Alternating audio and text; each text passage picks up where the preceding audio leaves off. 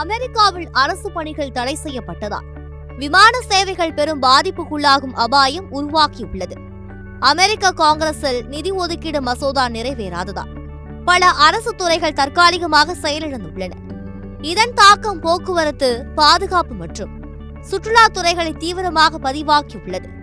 வெள்ளை மாளிகை வெளியிட்ட அறிக்கையில் அரசு பணிகள் முடங்கிய நிலையில் விமான போக்குவரத்து கட்டுப்பாடு மற்றும் விமான பாதுகாப்பு பிரிவுகளில் பணியாற்றும் ஊழியர்கள் சம்பளம் இன்றி பணியாற்ற வேண்டியிருக்கும் என தெரிவிக்கப்பட்டுள்ளது.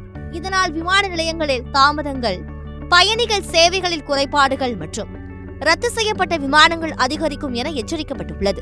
அமெரிக்க விமான போக்குவரத்து நிர்வாகம் அதாவது FAA மற்றும் போக்குவரத்து பாதுகாப்பு முகமை ஆகிய துறைகள் பணியாளர்கள் பற்றாக்குறையால் செயல்பாட்டில் சிக்கல்களை எதிர்நோக்குகின்றன.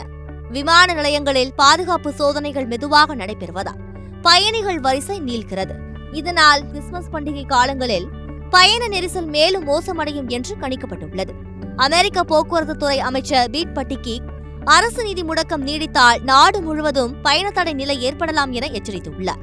அரசு பணிகள் மீண்டும் தொடங்காவிட்டால் விமானத்துறை மட்டுமல்லாமல் சர்வதேச சரக்கு போக்குவரத்தும் பாதிக்கப்படும் என்று நிபுணர்கள் தெரிவித்துள்ளனர்.